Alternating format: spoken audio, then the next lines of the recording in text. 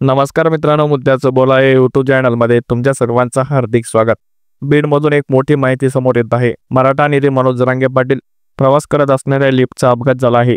मनोज जरांगे पाटील लिफ्टमध्ये असताना ती लिफ्ट थेट जमिनीवरती कोसळली. त्यामुळे एकच खळबळ उडाली. या अपघातातून मनोज जरांगे पाटील सुखरूप बचावल्याची माहिती आहे. मनोज जरांगे सुखरूप असल्याची माहिती त्यांच्या सहकार्याकडून मिळत आहे.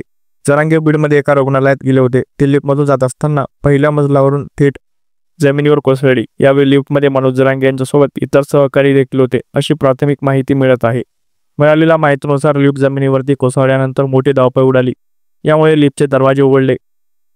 त्यामुळे लिफ्टचा दरवाजा तोडून मनोज जरांगे पाटील यांच्यासह सहकाऱ्यांना बाहेर काढण्यात आलं.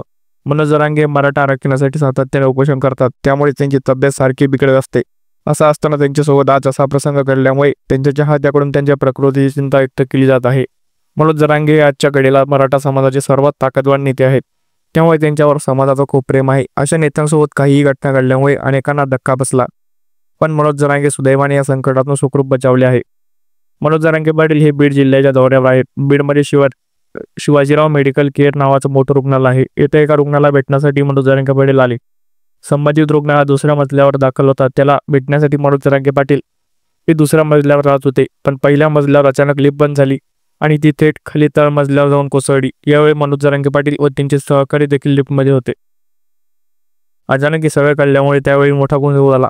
त्यानंतर लिफ्टचा दरवाजा तोडून मनोज जरांगे पाटील आणि त्यांच्या सहकाऱ्यांना सुखरूप बाहेर काढण्यात आलं. या दुर्घटनेत अद्याप तरी कोणीही जखमी झाल्याची माहिती समोर आलेली नाही. मनोज जरांगे पाटील यांच्या एका सहकार्याचे नातेवाईक रुग्णालयात दाखल होते. त्यांच्या भेटीसाठी मनोज जरांगे तिथे गेले होते, अशी माहिती देखील समोर येत आहे.